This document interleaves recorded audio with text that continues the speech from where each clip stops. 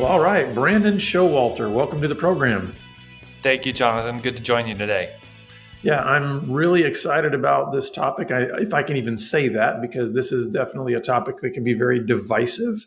It can also be something that, at least in the cultural realm, could get us canceled.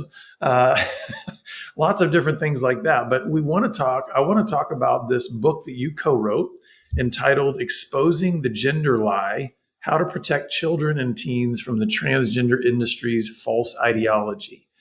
Certainly, there's going to be more in that than we can unpack in a short podcast, but I feel like this is such a relevant and timely topic. But I want us first to kind of get a little bit of the backstory. Can you tell our listeners and viewers, how did you get into this space and how did you become so passionate about this topic in our culture today?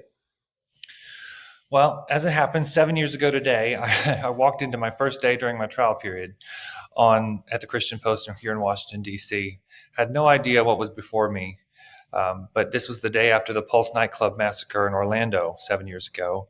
And so I was immediately thrown into reporting on some of those issues, particularly as it was attached to that horrible shooting. And so I'm trying to gauge the Christian response to that terrible event, that massacre. And that kind of, in an interesting way, set me on a course to reporting on these other gender issues. One of the things that one of my editors said to me soon after I started it might have been even during my trial period, was that they didn't have to edit my pieces for tone because I managed to communicate through the Christian Post's theological lens very graciously and truthfully. And so I thought, well, even though it's kind of touchy stuff, if I'm having success here as a newbie journalist, I'll at least continue on this track and see where it all goes. But then I started learning more about what was going on medically. Just sort of one thing led to the other. I was learning about proposals in various states and locales to prohibit any kind of counseling that was not just for unwanted sexual attractions or something, but also to not allow a counselor to explore any kind of underlying issues where if a girl presented with gender confusion, for example, and wanted to go take hormones or undergo a transgender surgery or something, that to affirm her body as female would be illegal then under these laws. And I didn't know about the transgender aspect of those counseling bans.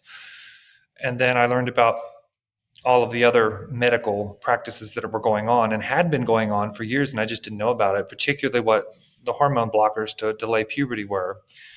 And when I learned about those, I was just never the same again. I just could not believe that doctors were doing something so monstrous to children, and under the fact, and in pursuit of a lie, the idea that they could somehow become something that they will never be.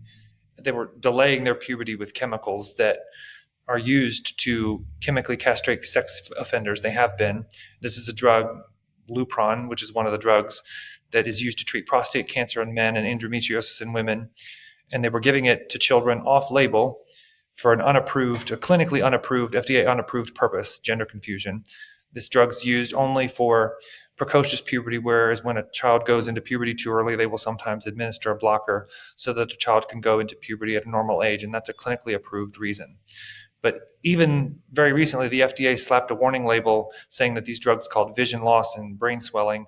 So it's a very risky intervention, even for its legitimate purposes. But again, it's never been approved for gender dysphoria, as it's called. And so I just knew that when I learned about that, I couldn't look away. And I realized that this rabbit hole is much more deep and dark than I ever could have imagined. And one thing led to the other, and I found myself on this beat very regularly. It's not the only thing I've done reporting on. I cover a lot of other issues, but that one has been a huge focus. Probably 60% of my reporting over the years, and sometimes more, has been devoted to that because I think it's one of the worst medical scandals the world has ever seen. And medical scandals are still medical scandals, even if they're packaged and presented to the public in civil rights and identity nomenclature. But that's what this is. The desecration and the damage this is doing to young people was so horrific. And even though the rest of the media is captured, I and the Christian Post refuse to look away. So that's the long answer to your question, but that's how it all started. No problem. So let's start with just maybe can you give us a little bit of the distinction between what could be described as true, let's say gender dysphoria or just gender confusion versus what can only be described nowadays as like this transgender movement. Yeah. Well, the psychological condition that has been called gender dysphoria used to be known as gender identity disorder. I think the renaming and there's been some declassification of that condition. It's a mental health condition with official diagnostic criteria in the DSM-5, which is the psychiatric manual that outlines all of the disorders. And so there's some politicization around that mental health condition. But it has afflicted in the past a vanishingly small number of children. Almost all are boys. And oftentimes we see um, what often happens in those situations where you see boys with gender dysphoria. It's Mhm. with a devouring mother. We often see what are called sometimes Munchausen by proxy moms. Not always, but that's a big factor. And so it was a vanishingly rare, small condition affecting almost exclusively young boys. But today, teenage girls are the predominant demographic. It's also affecting teenage boys increasingly, but the numbers are, it's just been an absolutely huge increase in young teenage girls who do not have traditional gender dysphoria. But what many have come to believe, and I myself believe this, is the result of a peer contagion, a social contagion, heavily influenced by online uh, sources, social media platforms where these transgender identified influencers peddle this kind of information as the pathway to freedom. Girls who are uncomfortable in their bodies, and what girl isn't, who come to believe that this is the answer. The Watershed book that outlines all of this, it was in 2020 by Abigail Shrier, Irreversible Damage, The Transgender Craze Seducing Our Daughters. Many people are familiar with that book because she captured what was going on with this social contagion, and it resonated with so many people. I field phone calls with many parents who will say to me, "Oh yeah, I read Abigail Shrier's book, Irreversible Damage. It sounds exactly what happened to my daughter. She really Mhm. captured it." So these girls are in very real pain, and these boys too. It's a different set of issues that inform their distress. But what's worse, and you see this in the subtitle of the ebook that I co-authored with Jeff Myers, the transgender industry, that was a very deliberate choice to title it as such, is ready to market experimental medicalization, puberty blockers, cross-sex hormones, and body-altering surgeries to these very, very vulnerable, mentally struggling young people, and they are profiting handsomely off of this experimental medicalization. So it's a totally different ballgame than what was once a very small minority of children who suffer from this distress. And unfortunately, it is packaged and presented to them in the language of identity, which has great appeal today amid all of Mhm. the family breakdown and a generation that's just crying out to be known and loved. There's many factors, many comorbidities, many influences that are contributing to this unfortunate, space we find ourselves in. But that's basically what's going on. Yeah, so I'm not so old that I can't remember being a teenager, Right. and that's just a confusing time For anybody. already. Yeah. I mean, there's just the hormone release, all that kind of stuff. Can you talk a little bit about even the distinction between this very real diagnosable condition of gender dysphoria and just the normal confusion that goes on? And why would it be to anyone's advantage to leverage that confusion towards irreversible medical treatment?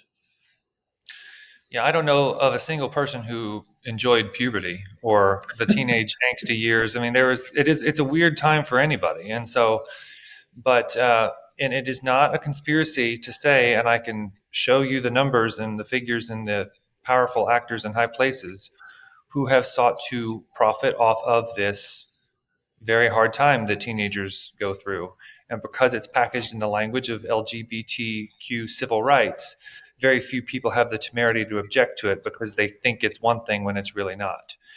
Um, if it doesn't make any sense, as you say, to sort of make it into this other thing where you would wind up irreversibly altered, where if you take blockers and hormones, the combination of those drugs results in sterility, almost a guarantee. If you cut off a body part via a surgery, you'll never get it back. There's just the damage is unmistakably obvious there. But these young people who are led to believe that this is the pathway to their truest, authentic self, as the lingo goes, they become convinced that this is the solution.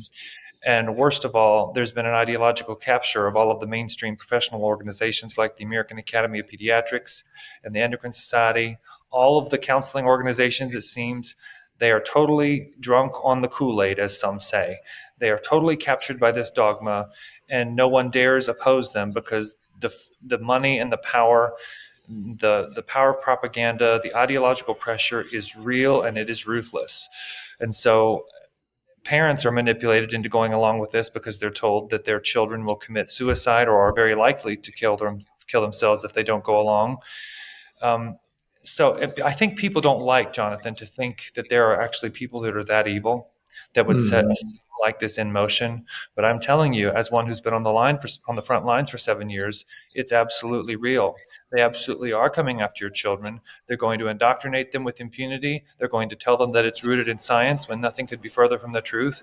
And they won't hesitate to make a referral to a gender clinic where they will then be put on a pathway of irreversible medical harm. Let's So, actually let's tackle that for just Brandon. Let's tackle that for just a second. You talked about how they will defend it with science, and yet that's untrue. Can you talk a little bit about the disparity between what actual science is revealing and what kind of the narrative of the science language and the culture is stating?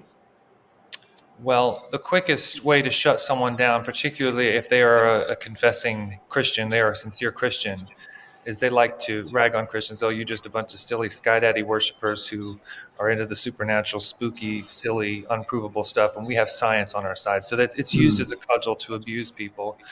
But if you actually do look at the actual science, we know that the vast majority of gender dysphoric young people, those who are truly battling with this distress, if left alone, the process used to be called, the protocol called watchful waiting. Give them enough time. Puberty is somewhat of a cure for this dysphoria. Almost all of them will grow out of it. Almost, they just leave them alone, and they'll work through their issues. Puberty will it will really kind of resolve a lot of their stress. Or when you address the other underlying issues, depression, social anxiety, the other mental health comorbidities, all of those things, when you treat those, the gender distress, the dysphoria resolves on its own. Nations are moving away from the treatment protocol where you would administer blockers, hormones, and surgeries. Sweden has recently, the Karolinska Hospital over there has said they will not use blockers on young people anymore, only under very tight research settings. Finland has also moved away. The Tavistock Gender Clinic, the Youth Gender Clinic, has been ordered to close in England, and they are now, England just very recently prohibited blockers, kind of like how Sweden did, only will be used in clinical research settings. So I don't even know what research they're going to do, but they're moving away from this protocol. That's the material point here. Meanwhile, the US and Canada is going full bore into this, and they're making laws to punish people who don't go along with this. It's the wild wild west over here in the United States. And but if you actually do reviews of the scientific literature and you actually study the evidence, as the state of Florida's medical board did, you find that there's no there, that the evidence is paper thin for treating children in this way. And moreover, just very basically, you don't cut the body to heal the mind. You Mm. don't irreversibly alter somebody's reproductive system, and that's going to be the pathway to health and vitality. It just makes no sense on its face. But so people need to just kind of train themselves to think, okay, if they're gaslighting you with follow the science, well, there's no science going on here by the doctors and the clinicians who push this nonsense on our youth as though it is true, good healthcare. It's not.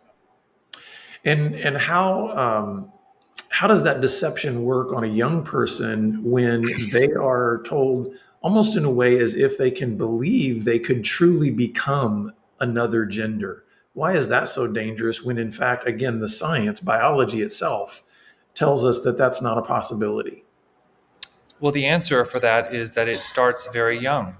when children are learning their reality testing skills in kindergarten, first, I mean, the very young children where the propagandists of this dogma, and it's everywhere, even in red states. It's just there's no way to escape from it, and it's on their phones if your kids have them. Just when they are learning to know what reality is, this confusion is presented to them as fact. And so they literally don't know how to distinguish truth from falsehood because their categories are so confused from the get go. So if you can get them that young, you can get them to believe a lot of false information, and they won't know how to distinguish anything otherwise because they never had the gift or the opportunity to discern the truth and reality. They've been corrupted from the very beginning. It's really scary when you think about just what is being pummeled into their innocent minds, because children learn so much by observation, but when you have people in places of authority, such as their teachers or their guidance counselors or online influencers that are actually trying to train them to override their instincts, the confusion abounds. And so it's also what is also so insidious is that this often appears in school curriculum under the guise of anti-bullying. And so children who might actually be able to discern the truth or are like at least trying to will be told, no, you can't do that because that's actually unkind to people who might identify as trans or some other gender identity. So it's the coupling of this being presented to them as brute fact when they're very young, plus this notion that if they object to it, that it's bullying, that really results in a lot of chaos and confusion. Hmm. In the book, you talk about how this whole ideology really attacks language and Yes. really twists language. Can you talk a little bit about what you mean by that and how that is actually presented? Well, yes. And in fact, I will reference a column that I just published here at the Christian Post just yesterday, where to show you how far the language twisting and manipulation goes. The Associated Press Style Guide, which is the gold standard of journalism, of grammar, syntax, how journalists are supposed to, have etiquette and the rules of decorum. The Associated Press defines and establishes that for all the networks, and all the major papers follow it. I don't. But they have not only said that you are supposed to use preferred pronouns, quote unquote, for if a male wants to be called a she, you're supposed to do that as a matter of courtesy. They have now taken an overtly ideological position to say that you can't even say the word transgenderism because discussing the underlying ideology, the underlying dogma, frames a person's identity as an ideology when it's supposed to be seen as a brute, neutral fact, as just that's just who Mm. they are, and you're never to question it. So it's essentially a journalism organization calling for the suppression of ideas, which is just outrageous. But I'll just give you an example, and we begin the chapter on language twisting in Exposing the Gender Lie with a quote from a lesbian feminist activist who spoke at a rally last fall. One of my friends had a free speech rally where she was speaking about these issues, and she says it very plainly. It's the best I've ever heard it. The word trans has one function, and that is to falsify reality. As soon as you have a word that can institute the lie that a man is a woman, everything is reversed. If you can Mm. make the public believe that words have the opposite meaning than what they have always had, you can make them believe anything. And so, if you wonder why there's such massive distrust of public health authorities and of the media, it's the language manipulation. They keep everybody confused. Meanwhile, the ideological, dogmatic people who want to further this creed move the proverbial ball down the field. Everybody's still trying to figure it out because our very means of communication has been warped beyond recognition. And we quote the French revolutionary Voltaire in our book. And, I'm not a fan of the French revolutionary philosophers, and he was not a good man. But one thing he said was, those who can make you believe absurdities can make you believe atrocities, can make you commit atrocities, rather. Hmm. And to that, I would just add that, well, there's no better way to make someone believe in an absurdity than by warping our very means of communication into something that's utterly unrecognizable. If you can twist our language and you can manipulate our language, you can do a lot of damage very quickly. So, Brandon, one of the other things that I wanted to ask you about, because I mean, we could go on and on about all of the things that are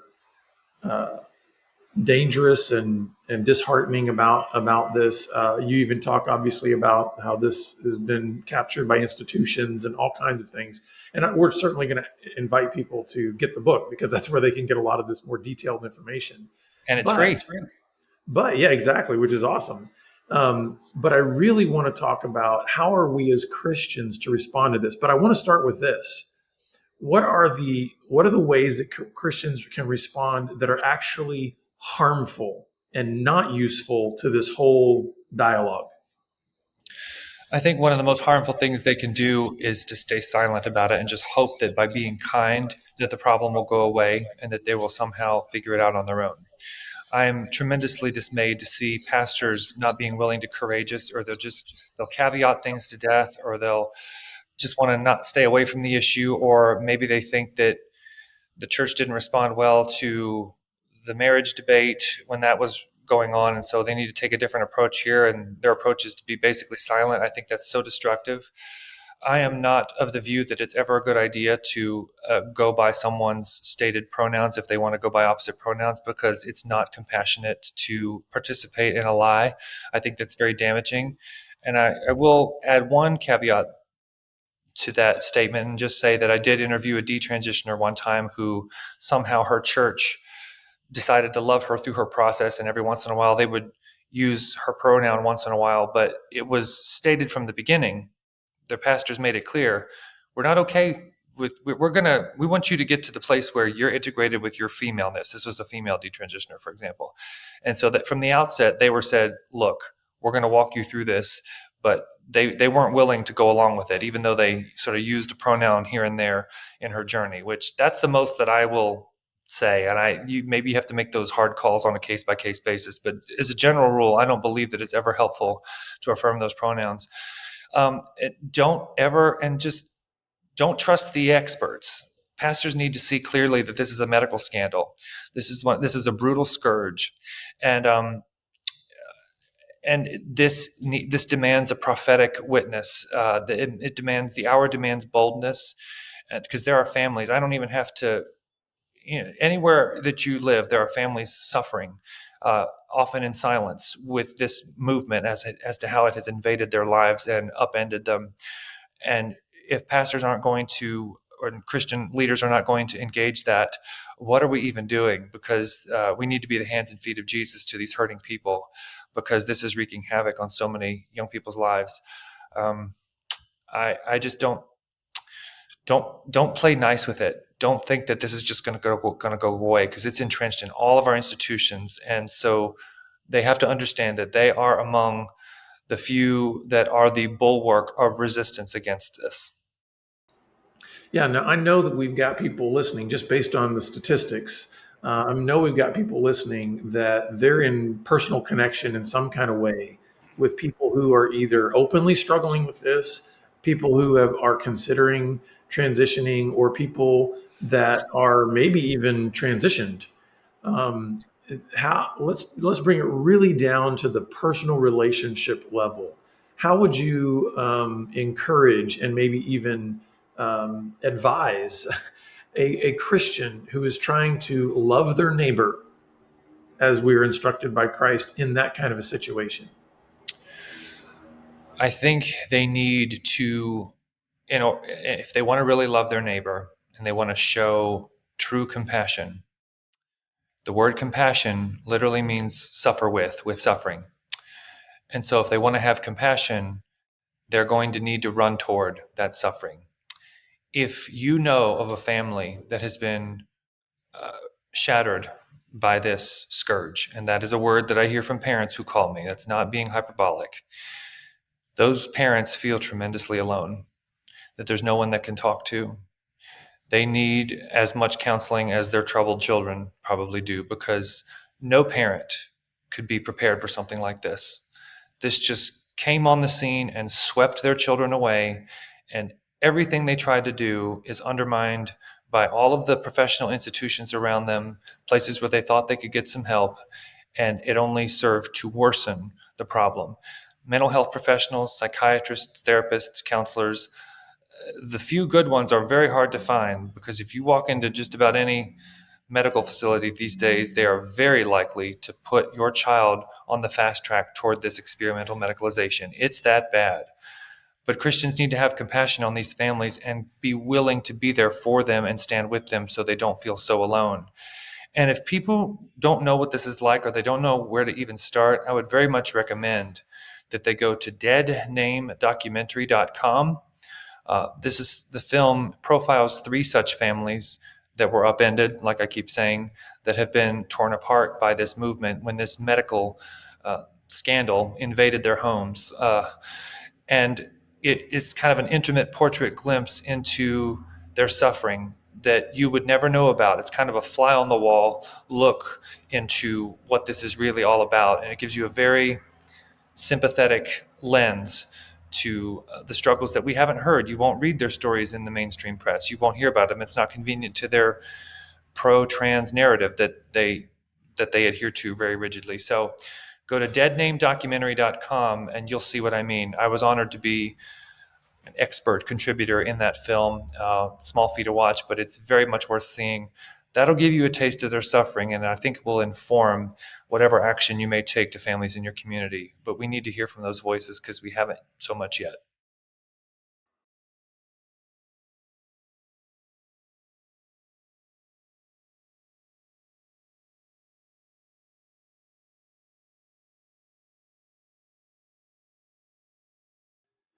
Yeah, that is great.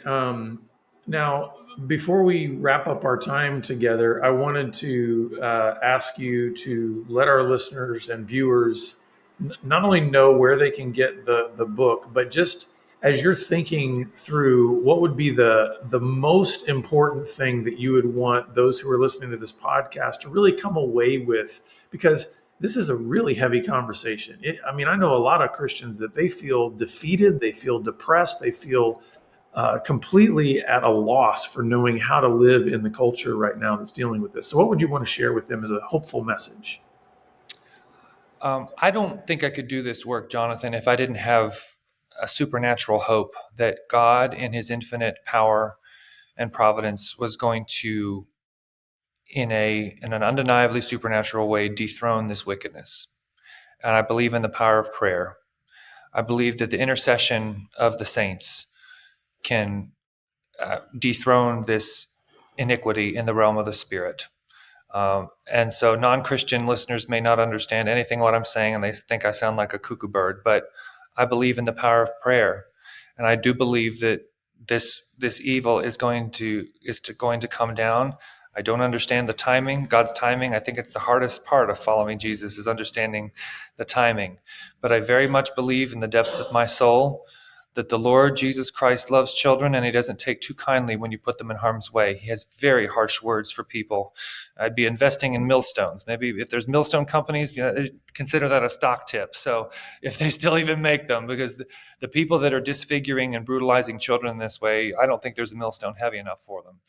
It is a hard, time to live in the culture, but commit to the place of prayer. I just get into your prayer closet and storm the heavens and believe that the Lord Jesus Christ is going to war for these children and for these families, and that he is moving. Even he makes a way where there seems to be no way, and just I believe it's going to come down. I'm mindful of the Apostle Paul's words in 2 Corinthians that the weapons of our warfare are not carnal, but mighty through God for the tearing down and destruction of strongholds. And gender ideology might be a pernicious stronghold these days, but it's no match for the blood of the Lamb. And I'm going to stake my confidence and my hope in the precious blood of Jesus and believe that has never lost its power, and it never will. So keep praying, keep believing, keep your eyes on the Lord, and don't budge, stand firm, and we will see great and glorious things as his kingdom continues to advance.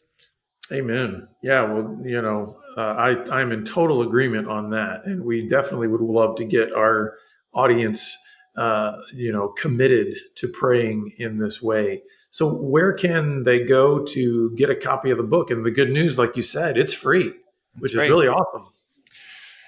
We have it at thechristianpost.com/ebook/gender-lie. Summit Ministries, since I co-authored it with Summit Ministries President Jeff Myers, it's at summit.org/protect, I believe, but you'll see links to it there. It is a free download. We wanted to make it free for pastors, lay leaders, youth ministers, anybody who works with youth and young adults. It's got a frequently asked questions appendix in the back, but it's 5 chapters. It'll just give you a thorough but succinct overview of what this ideology is and how it functions, and the entrenchment in our institutions, how it twists language, all of that, why we believe it's a medical scandal, and why we as Christians must respond with courage. And again, I would just urge also everybody to, again, check out deadnamedocumentary.com. That'll give you a glimpse into what this is like for families. And on Spotify, Christian Post did a podcast series. The first season it's called Generation Indoctrination: Inside the Transgender Battle. I am the host. It's a big project I worked on. Season 1 takes you through the journeys of what this is like for children in the school settings, and the bonus episode is what this is like for women in prison who are now forced to be incarcerated with men because of this ideology. And season 2 is the audio version of our ebook that is the free download. So bonus episode of season 2 is an interview with Taylor Reese, the filmmaker of Dead Name. So there's plenty of resources. Christian Post, we will not relent in giving this issue the coverage it deserves. Yeah. Well, thanks, Brandon. I've read up a lot on this subject just because of the work that I do. And I have to say, I just want to commend you and Jeff for what you did on this, because in my view, this is like one of the most succinct but thoroughly accessible and useful books that I've read on this. I feel like it's kind of a one-stop place to go to say, hey, listen, if I want to get a really great overview, but also really understand what this is all about and how to respond well, I feel like you guys have done a really good job in this book. So appreciate that. We have over 100 footnotes, and many of those are to secular sources too. So if people want to do further reading, just check out those endnotes. Yeah. Well, Brandon, this has been a great conversation, and I'm sure this kind of conversation will be ongoing.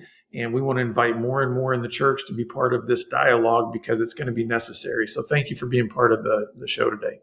Thank you, Jonathan. So good to be with you. Yeah. Now, listeners, we're going to be putting all of those links that Brandon shared in the show notes. And so please be sure to check all of those out. And we're so glad that you've been with us. And we do look forward to seeing you back here again next time on the Pure Sex Radio program. Take care.